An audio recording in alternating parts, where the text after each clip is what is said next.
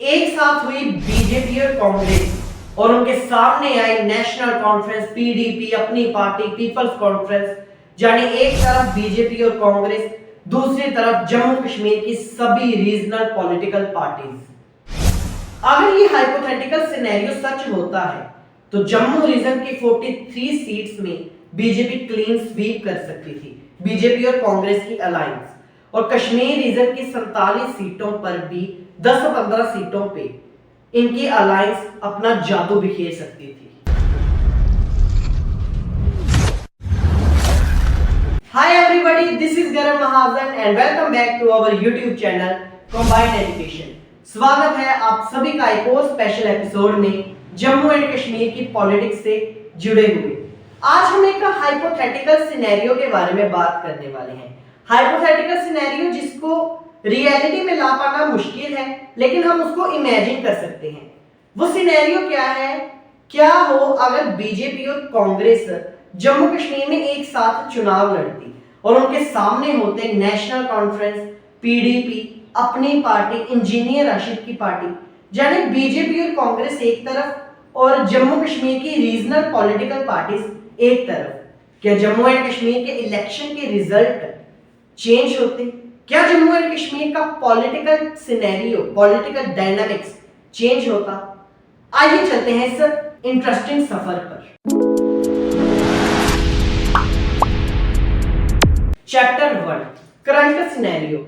अगर हम बात करें करंट सिनेरियो क्या चल रहा था, जो 2024 में चुनाव हुआ, तो वहां पे क्या चीजें हमें देखने को मिली। तो जम्मू रीजन में भारतीय जनता पार्टी ने अपना होल्ड मेंटेन करके रखा।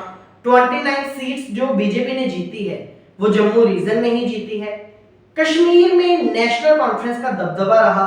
पीडीपी सिर्फ 3 सीट्स पे जीत दर्ज कर पाई और रीजनल पार्टीज को भी इतनी ज्यादा वहां पे विनिंग परसेंटेज नहीं मिली जितना नेशनल कॉन्फ्रेंस का वहां पे दबदबा रहा। कांग्रेस पार्टी 37 सीटों पे अपने कैंडिडेट्स उतारे थे, 6 में जीत मिली है, तो उनको थोड़ा मिक्स करके ही चलते हैं। और 2024 का विधानसभा का चुनाव बीजेपी और कांग्रेस अलग अलग लड़ रहे थे। बीजेपी अकेले दम पे और कांग्रेस अलायंस बनाई थी नेशनल कॉन्फ्रेंस के साथ। लेकिन क्या होता अगर बीजेपी और कांग्रेस एक साथ चुनाव लड़ती और उनके अगेंस्ट नेशनल कॉन्फ्रेंस, पीडीपी, अपनी party, Jammu Kashmir people conference, engineer Rashid साहब की पार्टी, ये सारी चीजें रीजनल पार्टीज एक तरफ होती, क्या जम्मू कश्मीर का पॉलिटिकल डायनामिक्स बदल जाता? तो अगर ऐसा हमें अलायंस देखने को मिलती बीजेपी और कांग्रेस की, तो जम्मू रीजन की जो 43 सीट्स थी, यहां पे हमें क्लीन स्वीप देखने को मिलता। जो बीजेपी और कांग्रेस की अलायंस होती वो 43 की 43 सीटों पे जीत दर्ज कर लेती। ऐसा पब्लिक इंटरेस्ट की माने, पब्लिक ओपिनियन की माने तो ऐसा हमें देखने को मिलता है। कश्मीर रीजन में ये फाइट जो है, ये अलायंस की जो टक्कर है, ये देखने लायक होती, क्योंकि कश्मीर रीजन में नेशनल कॉन्फ्रेंस, पीडीपी, इनका स्ट्रॉन्ग होल्ड मेंटेन है।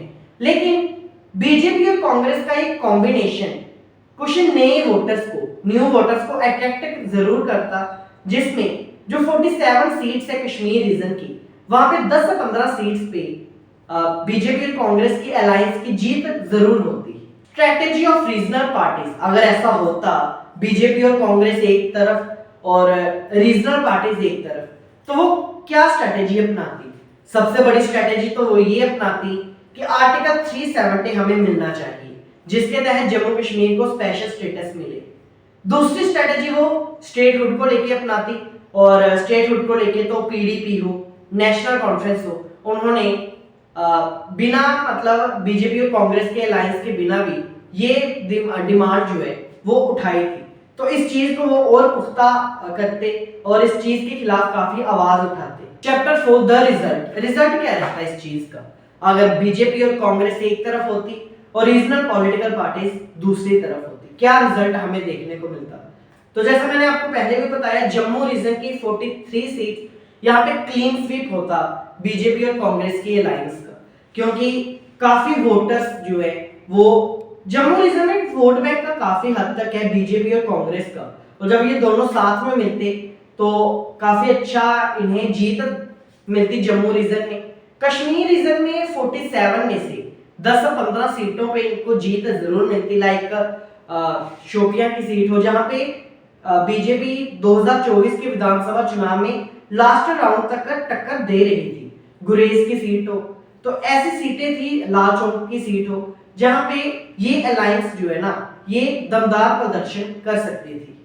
तो इस अगर ये हाइपोथेटिकल सिनेरियो सच होता तो इसमें हमें बीजेपी और कांग्रेस की अलायंस की सरकार देखने को मिलती और यहाँ पे नेशनल कॉन्फ्रेंस दूसरी शायद सबसे बड़ी पॉलिटिकल पार्टी बनके सामने आती। तो एक हाइपोथेटिकल सिनेरियो था जिसका वास्तविकता के साथ कोई लेना देना नहीं है।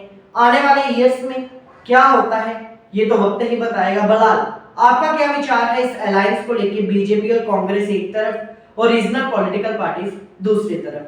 हमें कमेंट बॉक्स में जरूर बताइएगा। आज की वीडियो में बस इतना ही। सभी को राम राम की सनातन धर्म की जय।